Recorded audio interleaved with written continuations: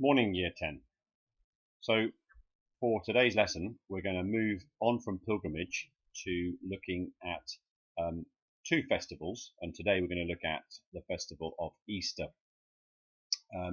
Festivals is a key part of religion, as you know, where they are remembering the past events of their religion, key events of their religion, and wanting to celebrate those and bring the community together through public acts of worship and sharing of food.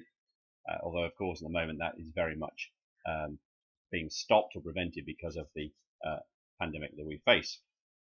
Now, a lot of you will be familiar with Easter because it's a sort of still a key part of our kind of culture, I guess, in Britain, perhaps less so.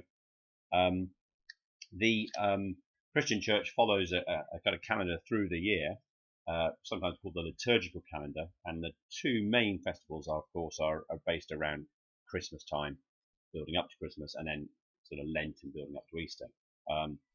And we obviously had Easter a few weeks ago, and in fact, on Sunday this week, this coming weekend, sorry, the church will be celebrating Pentecost when they remember the Holy Spirit coming to the disciples, and that kind of marks the end of that Easter festival period.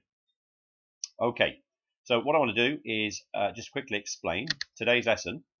I want you to complete this table, find out what sort of things happen on these days, and what is the symbolism behind these actions. So nice and straightforward. There is a table on the Edmodo you can print out or just simply copy into your book. All right, and there is some detail, a small amount of detail in the textbook, but I've also put up two video links for you to watch. One of them is involving this man, Reverend Peter Owen Jones. I really like him, very trendy vicar, very liberal. He made a program a number of years ago, back in 2012, about going around the world, 80 faiths. And he just sort of met lots of different religious people. And here he goes, joins some Christians on the Via Dolorosa in Jerusalem, celebrating Good Friday. And there is also one of Christians, I think I put here, Catholic Christians, sort of celebrating the vigil on Saturday night before Easter Sunday.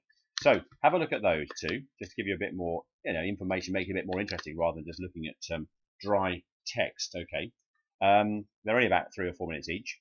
So just to kind of help you understand, we've got Palm Sunday, which is the beginning, if you sense, of Holy Week.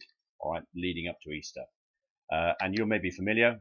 What I've done is just try to get some pictures of Christians around the world. I think when we often study Christianity, we just think about white British Christians. I want to get a sense of Christianity being a world religion. So here we've got Christians in Pakistan. Actually, is a minority religion, has faced quite a lot of persecution. It's a theme we're going to come on to later. Here they are celebrating Palm Sunday, and of course the palms associated remembering Jesus riding into Jerusalem on a donkey. Jesus and being claimed as a Messiah.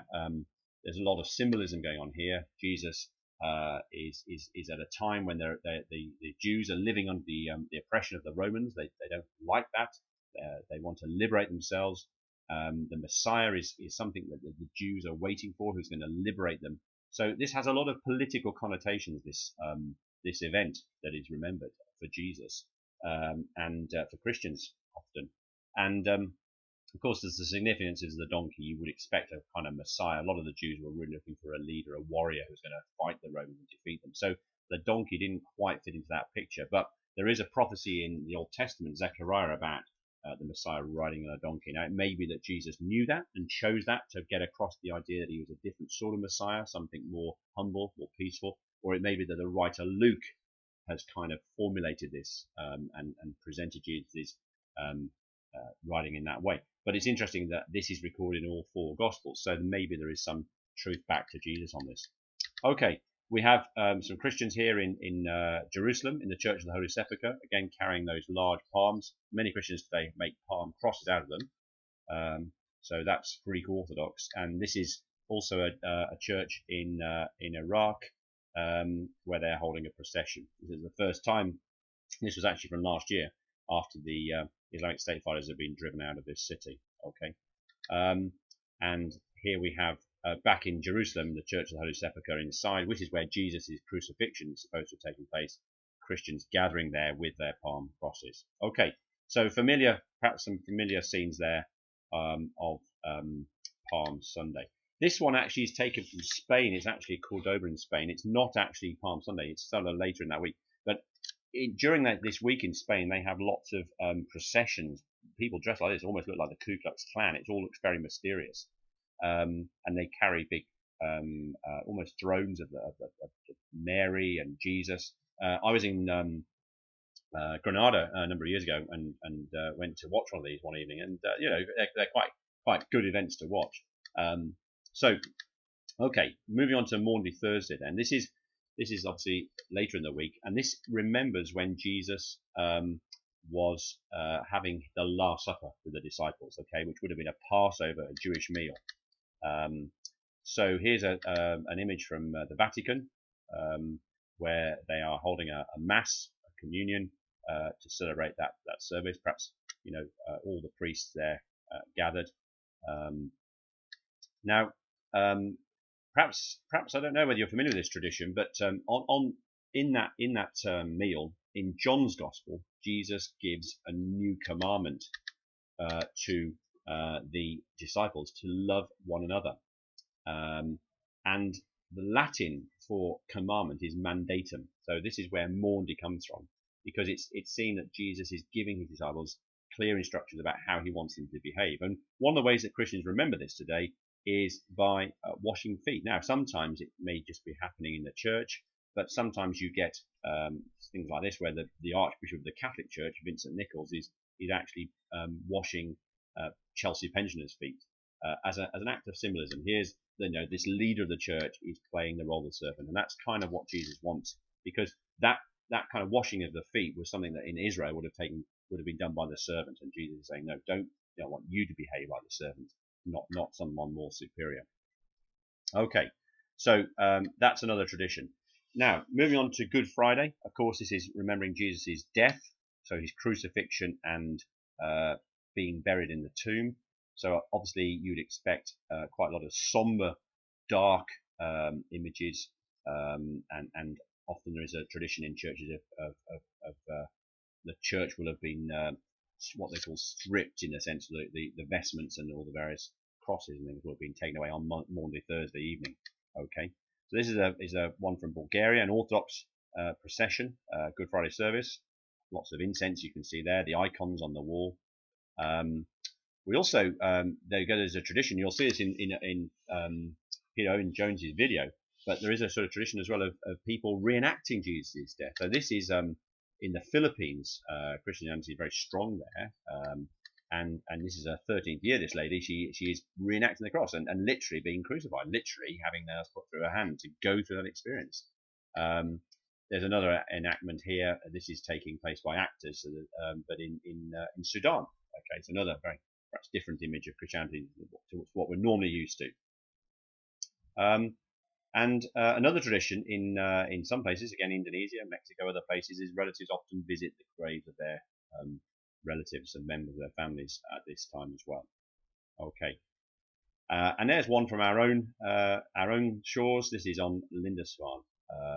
What you talked about with pilgrimage. I mentioned that this is the Holy Island up on the northeast coast. Some of you may have been there. And these are Christian pilgrims carrying the cross across to Lindisfarne.